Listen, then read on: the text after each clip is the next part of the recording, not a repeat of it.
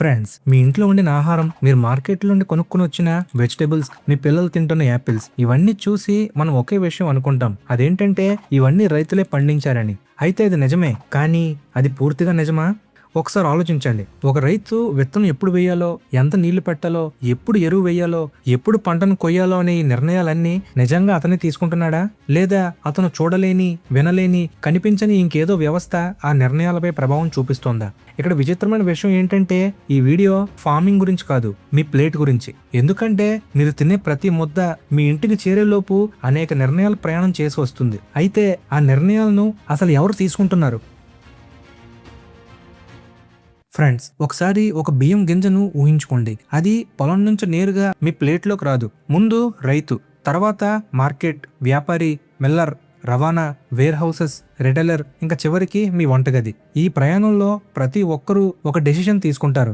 ఈ పంటకు ఎంత ధర ఉండాలి, ఏ మార్కెట్కి పంపాలి, ఎప్పుడు అమ్మాలి, ఎంత నిల్వలు ఉంచుకోవాలి అని. కానీ ఇవాళ ఈ నిర్ణయాలు మనుషుల అనుభవంతో పాటు డేటాపై కూడా ఆధారపడుతున్నాయి. ఎందుకంటే ఒక రాంగ్ డెసిషన్ ఒక రైతు యొక్క ఏడాది సంపాదనను మార్చేస్తుంది. ఒక మార్కెట్ అంచనా తప్పితే లక్షల మంది వినియోగదారులు ఎక్కువ ధర చెల్లించాల్సి రావచ్చు. అందుకే వ్యవసాయం నెమ్మదిగా పొలం నుంచి ఇన్ఫర్మేషన్ వైపు ప్రయాణిస్తుంది. అయితే ఫ్రెండ్స్, ఒకసారి రామయ్య అనే రైతును ఊహించుకోండి. అతను ప్రతి ఏడాదిలాగే ఈసారి కూడా వరి పంట వేయాలని అనుకున్నాడు. కానీ ఈసారి పరిస్థితి వేరు. ఎందుకంటే ఈసారి వర్షాలు ఆలస్యంగా పడుతున్నాయి, వేడి గాలులు పెరుగుతున్నాయి, ఫెర్టిలైజర్స్ కాస్ట్ పెరిగాయి, లేబర్ కాస్ట్ పెరిగింది. ఒక రాంగ్ డెసిషన్ అతని కుటుంబాన్ని అప్పుల్లోకి నెట్టేస్తుంది. అయితే 20 సంవత్సరాల క్రితం రామయ్య గారు ఆకాశం వైపు చూసేవారు, మేఘాలను చూసేవారు, గాలి దిశను చూసేవారు, పక్క పొలంలోని రైతులతో మాట్లాడేవారు. అయితే అప్పటికి అదే వారి దగ్గరున్న సమాచారం. కానీ ఈ రోజు రామయ్య చేతిలో ఒక పవర్ఫుల్ డివైస్ ఉంది.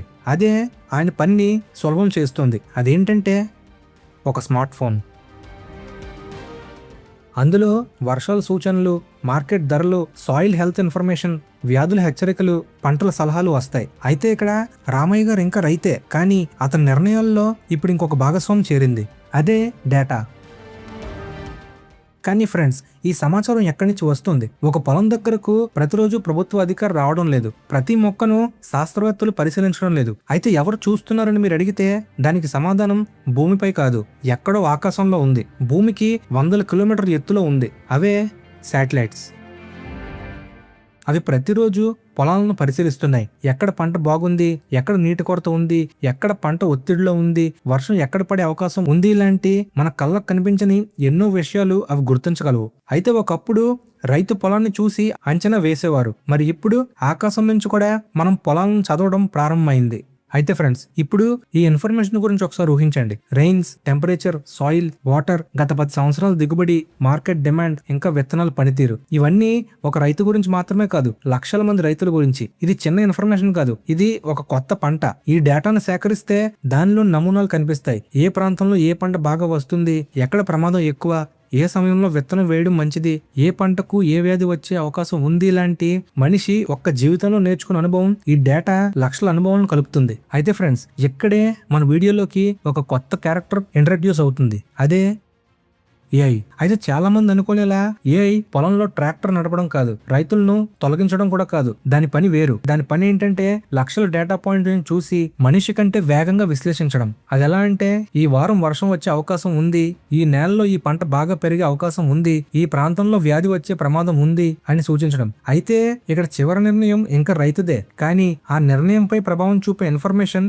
ఇప్పుడు అల్గారిథం నుంచి కూడా వస్తుంది. అంటే మీ ప్లేట్లోకి వచ్చే ఆహారాన్ని ఒక్క రైతు మాత్రమే ప్రభావితం చేయడం లేదు. అది నేచర్, మార్కెట్, డేటా, శాటిలైట్స్, ఇంకా ఏఐ అన్ని కలిసి ఆ జర్నీలో భాగం అవుతున్నాయి.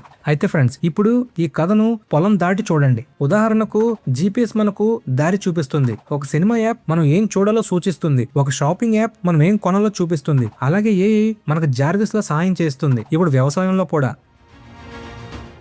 అయితే ఇది వ్యవసాయం కథ మాత్రమే కాదు, మన సమాజం అనుభవం నుంచి డేటా వైపు మారుతున్న కథ. అయితే ఫ్రెండ్స్, ఈ రోజు మీరు భోజనం చేసే సమయంలో మీ ప్లేట్ను ఒకసారి చూడండి. అందులో ఒక రైతు శ్రమ ఉంది, వర్షపు చుక్కలు ఉన్నాయి, నేల ఉంది. కానీ అంతటితో ఈ కథ ఆగిపోలేదు. ఆ గింజ వెనుక ఒక శాటిలైట్ చెప్పిన ఇన్ఫర్మేషన్ ఉండొచ్చు, ఒక వాతావరణ అంచనా ఉండొచ్చు, ఒక మార్కెట్ విశ్లేషణ ఉండొచ్చు, ఒక ఏఐ ఇచ్చిన ఇండెక్స్ ఉండొచ్చు. అయితే మనం తినేది ఇప్పటికీ రైతు పండించిన ఆహారమే. కానీ దాన్ని ఎలా, ఎప్పుడు, ఎక్కడ పండించాలనే నిర్ణయాల్లో కనిపించిన వ్యవస్థలు నెమ్మదిగా భాగస్వాములు అవుతున్నాయి. బహుశా భవిష్యత్తులో వ్యవసాయాన్ని మార్చేది ఒక కొత్త ట్రాక్టర్ కాదు, ఒక కొత్త విత్తనం కాదు, అది ఒక మంచి నిర్ణయం. ఆ నిర్ణయం వెనుక భూమి కంటే విలువైనది ఇన్ఫర్మేషనే కావచ్చు.